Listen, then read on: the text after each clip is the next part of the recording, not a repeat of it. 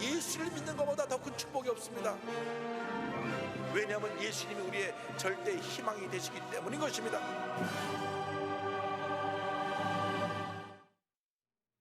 오늘 은혜 하신 말씀은 요한계시록 22장 10절에서 14절까지 말씀입니다. 요한계시록 22장 10절에서 14절 말씀을 다 같이 봉독하겠습니다. 또 내게 말하되 이 두루마리의 예언의 말씀을 임봉하지 말라. 때가 가까우니라. 불의를 행하는 자는 그대로 불의를 행하고 더러운 자는 그대로 더럽고 의로운 자는 그대로 의를 행하고 거룩한 자는 그대로 거룩하게 하라. 보라, 내가 속히 오리니 내가 줄 상이 내게 있어 각 사람에게 그가 행한 대로 갚아 주리라. 나는 알파요 오메가요 처음과 마지막이요 시작과 마침이라. 자기 두루마기를 빠는 자들은 복이 있으니 이는 그들이 생명나무에 나아가며 문들을 통하여 성에 들어갈 권세를 받으려 함이로다. 아멘.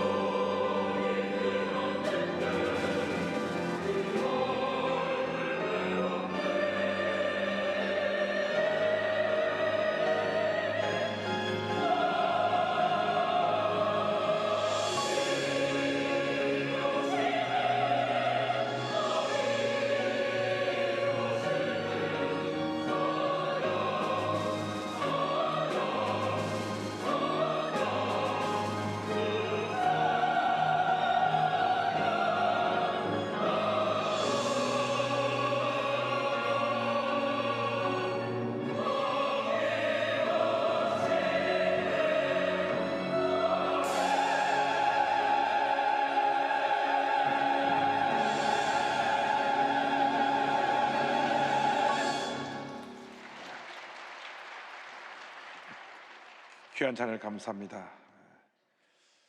새벽에 일어나서 기도하는데 주님께서 염려하지 말아라 이 메시지를 전하라고 말씀하셨습니다.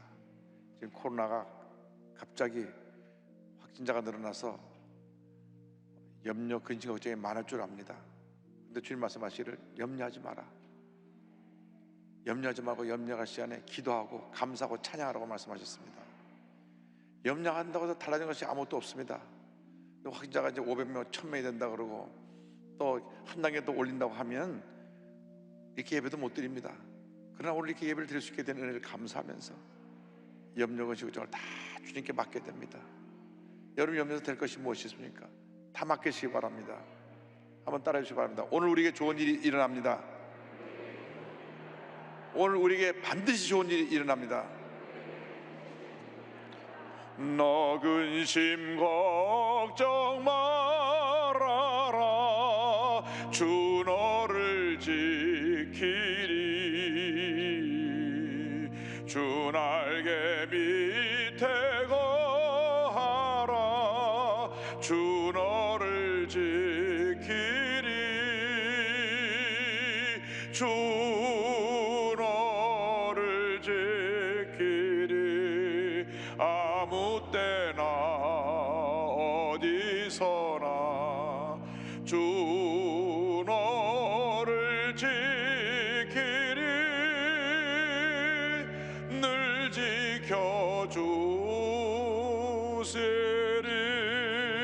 지켜주시리. 어려워 낙심될 때에 주 너를 지키리. 위험한 일을 당할 때 주 너를 지키리. 아멘. 주 너를 지키리. 아무 때나 어디서나 주 너를 지키리. 늘 지켜주시리.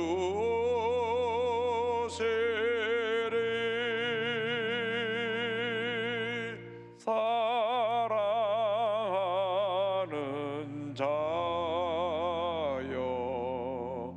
내 영혼이 잘됨 같이 내가 범사에 잘되고 강건하게를 내가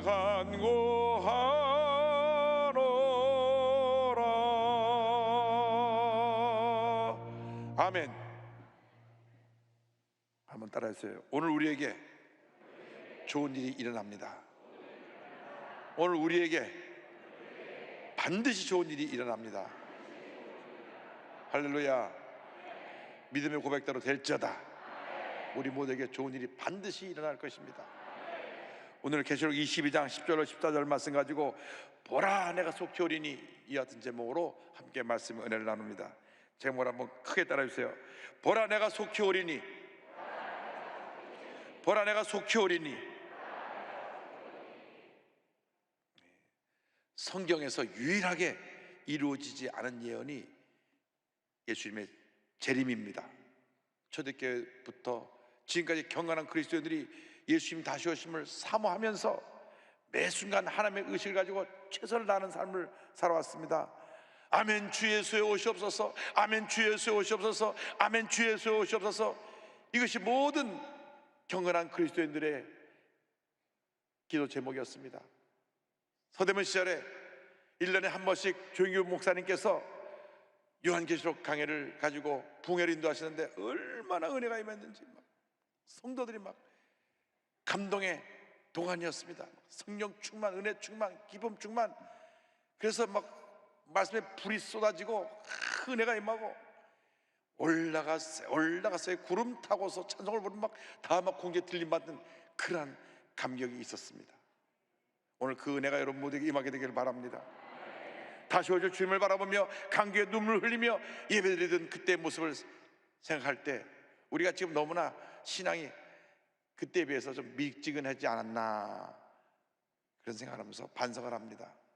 예수님의 재림에 대해서 성경은 말씀합니다. 데살로니가전서 4장 16절 17절입니다. 주께서 호령과 천상의 소리와 하나님의 나팔 소리로 친히 하늘로부터 강림하시리니 그리스도 안에서 죽은 자들이 먼저 일어나고 그 후에 우리 살아남은 자들도 그들과 함께 구름 속으로 끌어올려 공중에서 주를 영접하게 하시리니 그리하여 우리가 항상 주와 함께 있으리라. 성경의 예언대로 우리 주님 반드시 다시 오십니다. 주님 다시 오실 날이 심히 가까이 왔습니다. 언제 주님 다시 오십니까? 마태복음 24장 14절에 그때에 대해서 설명합니다. 이 천국 복음이 모든 민족에게 증언되기 위하여 온 세상에 전파되리니 그제야 끝이 오리라. 천국 복음이 모든 민족에게 온 세계에 증거되고 난 다음 주님 오신다고 성경은 말씀했습니다. 그날이 심히 가까이 다가왔습니다. 영적으로 늘 깨어 있어야 됩니다. 언제 주님 다시 오실지 모르기 때문인 것입니다. 그날과 그 시는 아무도 모르지만 언제 주님 오시더라도 주님 맞이할 준비하면서 오늘 이 순간이 나에게 주어진 마지막 순간이라고 생각하고 최선을 다하는 삶을 살아갈 때 하나님께서 우리 삶 가운데 큰 복을 내려 주실 것입니다. 우리 주님 앞에 설 때 주님 앞에 잘하였도다 칭찬받는 주님의 귀한 일꾼들이 되어야 합니다. 성경의 맨 마지막 책이 요한계시록인데 사도 요한이 반모섬에 유배되어서 기도하는 가운데 환상 가운데 기록한 서신입니다. 주님 다시 오심을 사모하며 쓴 이 서신에 우리에게 오늘 주시는 놀라운 축복의 말씀이 있습니다. 먼저 주님의 때에 대해서 생각해 보기 원합니다.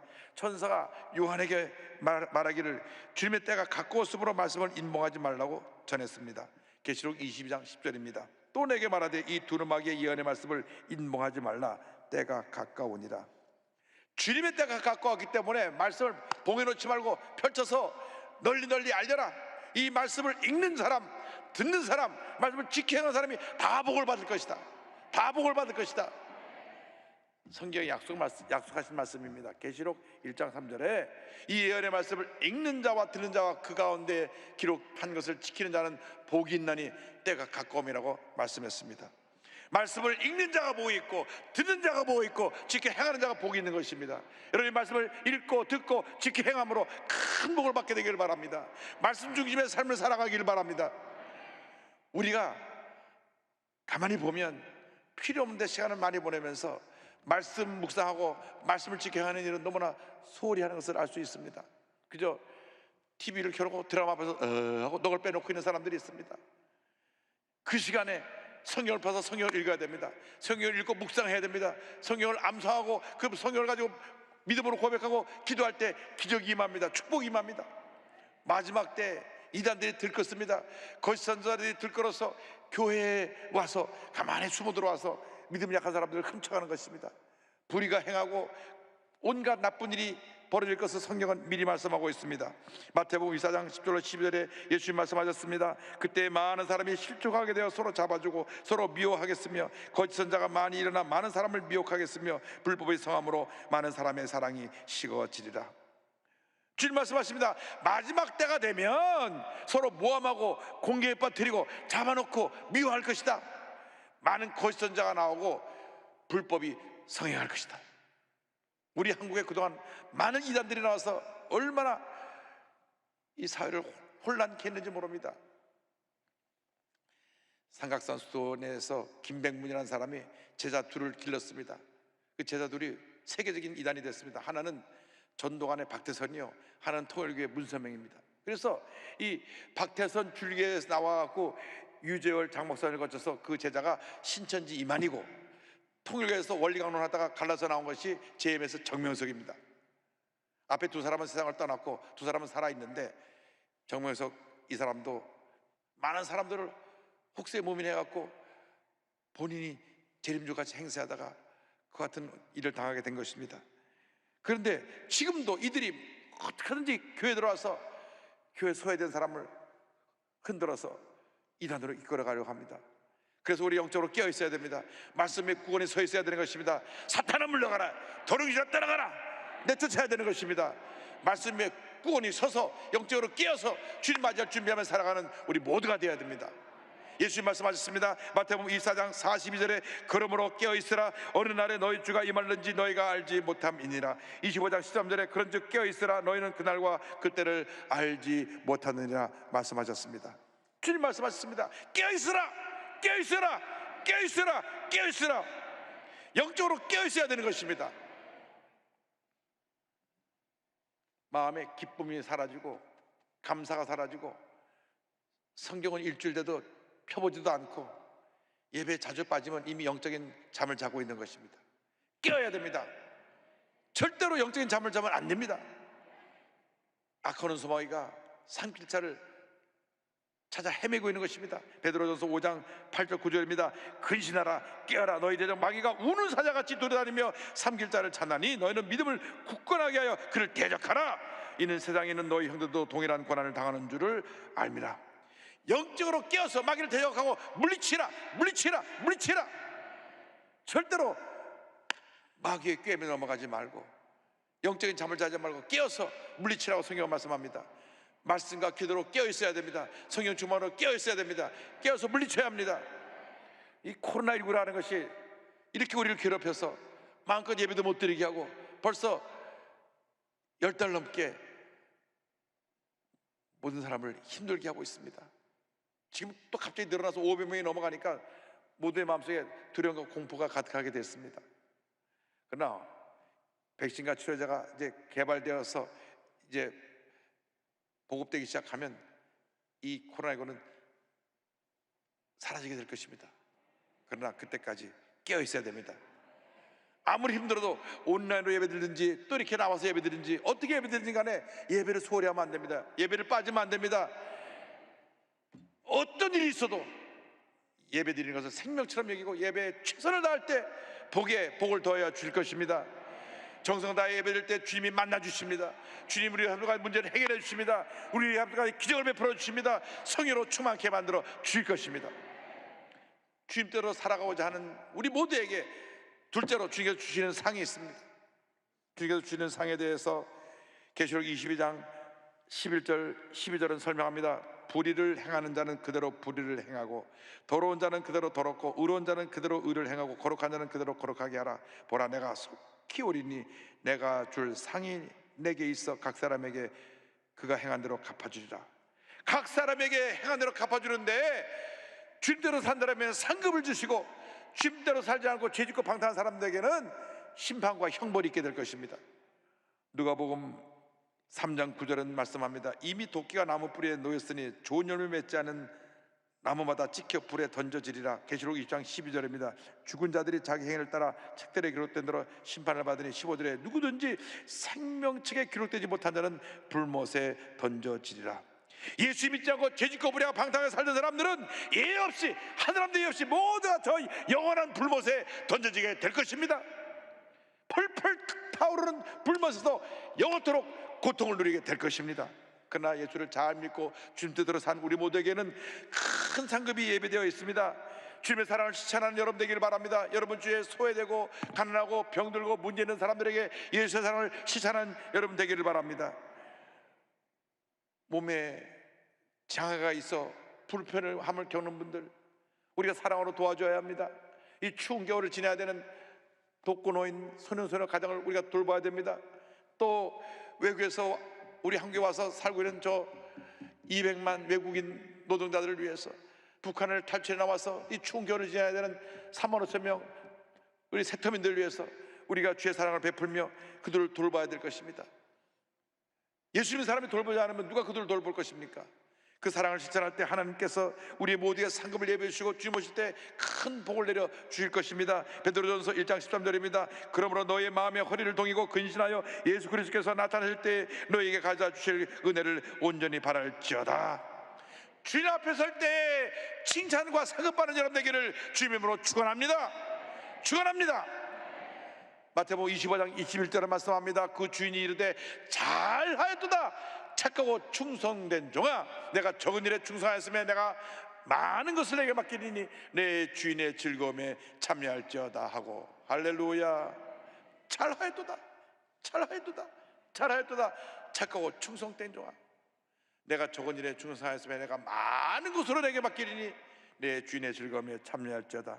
하나님께 인정받고 하나님 앞에 귀하게 쓰임받는 주님의 일꾼들은 장차 세세토록 왕노릇하게 될 것입니다. 계시록 22장 5절입니다.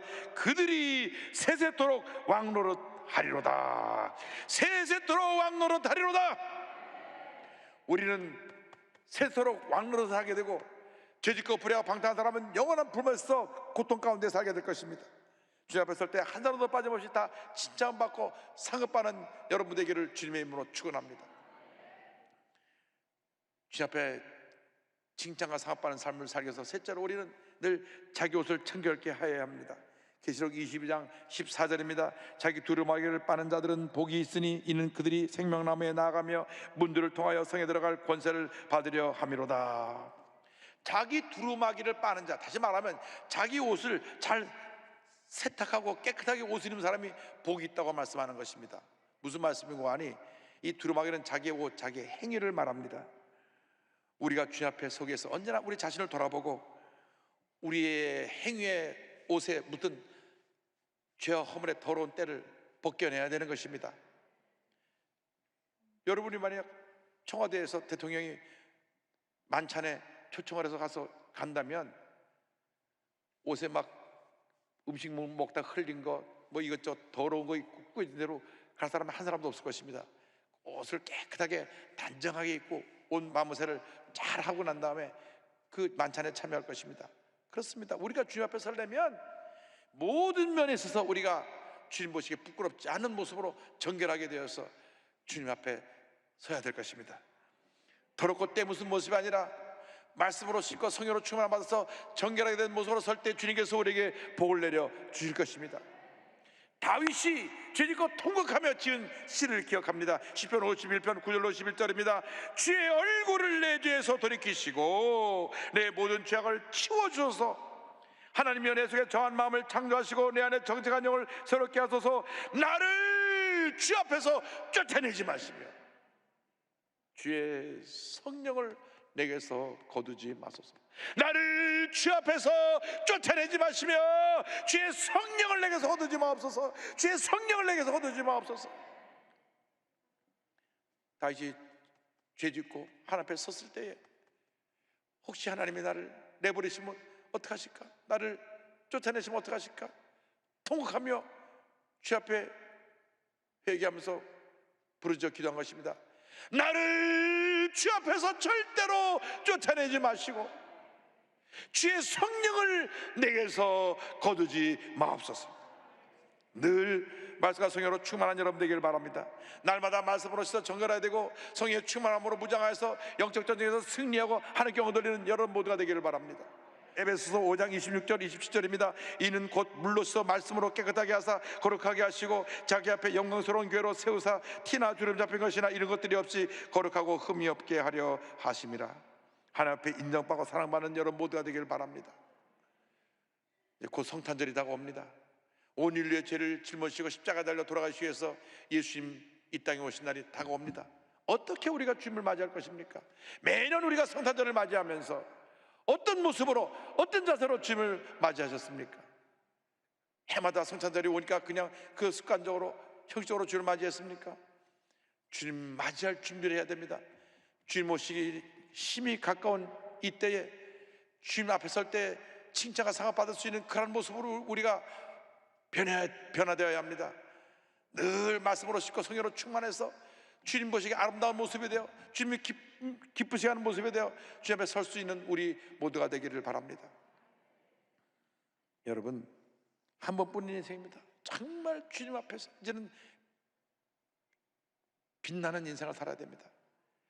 주님을 향한 사랑이 빛나고 주님의 은혜가 충만해서 그 은혜 모습이 빛나고 어딜 가더라도 주님의 은혜의 빛이 비춰나서 사람들에게 위로와 치료와 용서를 전할 수 있는 그러한 하나님의 사람들이 되기를 바랍니다. 60년대 70년대 우리 한국을 대표하는 장로교회 두 교회가 있었는데 하나는 한경직 목사님이 목회하시던 영락교회고 또 하나는 김창인 목사님이 목회하시던 충영교회입니다. 김창인 목사님은 평안북도 의주 출신이신데 평양신학교를 졸업하고 신의주 제1교회에서 목회하시다가 6.25 전쟁 전에 북한이 공산화되고 교회 핍박이 시작되니까 월남을 하셔서 충무로가에 저 추영교회를 세우시고 큰 부흥의 역사를 이루셨습니다. 종종 북한에서 가시던 이야기를 말씀하시는데 그 중에 가장 기억되는 것이 목사님을 섬겼던 이창환 전도사님에 대한 간증입니다. 이 이창환 전사는 그 교회에서 자라난 청년인데 얼마나 성령에 충만하고 그 삶의 모습이 아름다웠는지 온 교인이 그 청년을 칭찬했습니다. 18살이 되어서 이제 장로에서 세례를 주는데, 우리는 침례를 주지만 세례를 주는데 세례 문답을 합니다. 세례 문답을 이렇게 했다고 합니다. 창환아, 너 성경 얼마나 읽었니? 아이고, 쑥스럽게 그런 거 왜 물으세요? 야, 세례 문답하기 때문에 묻는 거니까 대답을 해라. 네, 40번 읽었어요. 야, 대단하구나. 창환아, 나랑 목사 바꾸자. 이것이 세례 문답의 전부입니다. 이 정도로 믿음이 좋은 청년이었습니다. 모든 면에 본을 보이고 교회를 열심히고, 그 다음 이창환 이 청년이 신학교를 졸업하고 전도사가 되어서 그 교회에 와서 김창현 목사를 도와서 열심히 교회를 섬기는데, 이제 북한에는 많은 가족 사람들이 신앙의 자유를 찾아 월남하니까 저희 가족도 1948년 8월 달에 온 가족이 월남을 했는데, 김창현 목사님도 교인들을 데리고 남쪽으로 내려올 계획을 세웠습니다. 그래서 이창환 전사한테 얘기합니다. 이창환 전사, 자네가 젊고 나보다 영적 깊이가 있고 설교도 잘하니까 교인들 남쪽에 내려가면 그곳에 가서 교회를 세우고 자네가 목회해. 아닙니다, 목사님.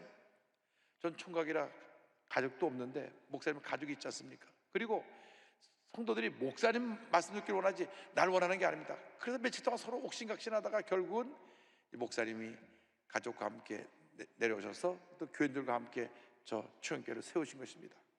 그러고 나서 6.25 전쟁이 나고 완전히 산발선으로 가래막히고 난 다음에 도대체 이창환 전사가 어떻게 해야 됐나 늘 궁금했습니다. 목사님께서 어느 날 미국의 부흥성회를 갔다가 이제 시카고를 거쳐서 돌아가는 길인데 캐나다 캘거리에서 전화가 왔습니다. 목사님 캘거리를 좀 다녀가셔야 되겠습니다. 아니, 내가 일정이 그렇게 안 됩니다. 지금 시카고에서 성회 마치고 한국 가야 됩니다. 잠깐만 캘거리에 다녀가십시오. 제가 이창환 선교사님 순교하는 것을 지켜본 사람 중에 한 사람입니다. 너무 놀라고 또 궁금하기도 해서 목사님 일정을 조정해서 캐나다 캘거리 가서 그 얘기를 듣습니다. 김창현 목사님이 월남한 이후에 공산군이 들어와서 김창현 목사님 나라고 찾았습니다. 보니까 집이 비고 월남한 것을 알게 되니까 대신 이창환 전사를 붙들어 왔습니다. 이창환 전사는 그때 나이가 많아서 못 간 연로한 성도님들을 모시고 목회를 하고 있었는데 끌고 가서 경찰서 마당에 세웠습니다. 그때가 추운 겨울 영하 30도가 되는 그런 추운 날씨인데 그 경찰서 마당에 큰 장독을 갖다 놓고 이창환 전사 옷을 벗겨서 그 안에 집어넣고 찬물 갖다 부었습니다. 아주 영하 30도에 그 물에 얼려 죽이려고 물에 집어넣고 이 공산군들이 그 모습을 지켜보고 있었던 것입니다. 그런데 이창환 전사는 그 추운 겨울 온몸이 얼어붙으면 그 통증과 고통과 말할 수 없는 그 어렵고 힘든 고통의 자리에서 의연하게 탁 고개를 들고 저 하늘을 바라보며 찬송을 부릅니다. 하늘 가는 밝은 길이 내 앞에 있으니. 그곳에 따라간 모든 성도들이 통곡하며 울며 같이 찬양을 합니다. 하늘 가는 밝은 길이 내 앞에 있으니 슬픈 일을 많이 보고 늘 고생하여도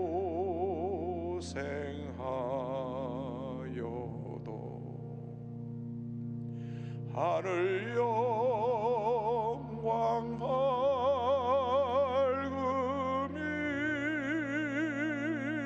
얻은 것을 해치니 예수 건너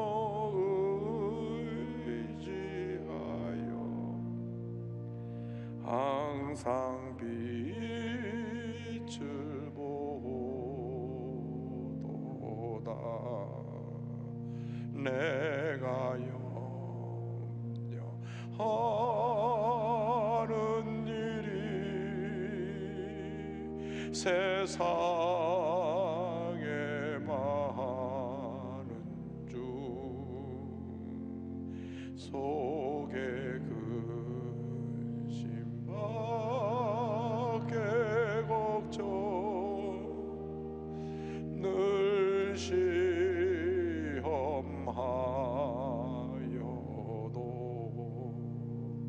예수 보배로운 피 모든 것을 이기니 예수 공로 의지하여 항상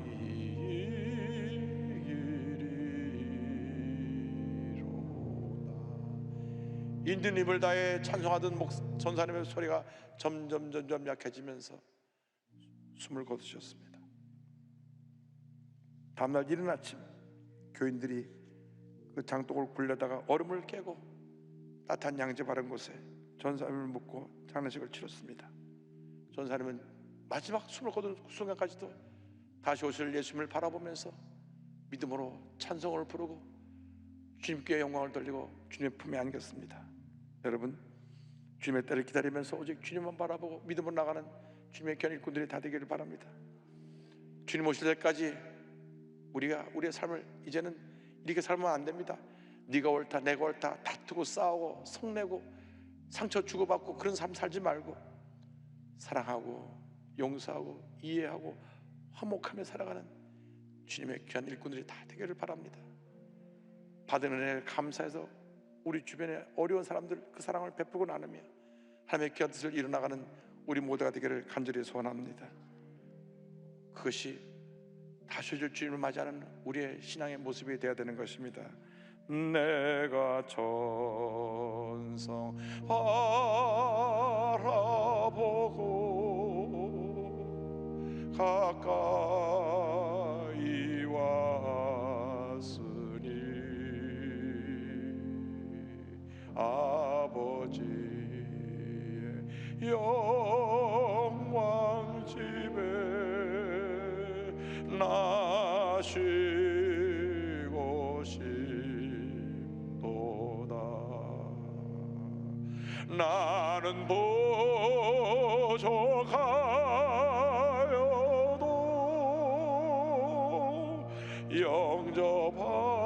영접하실 터이니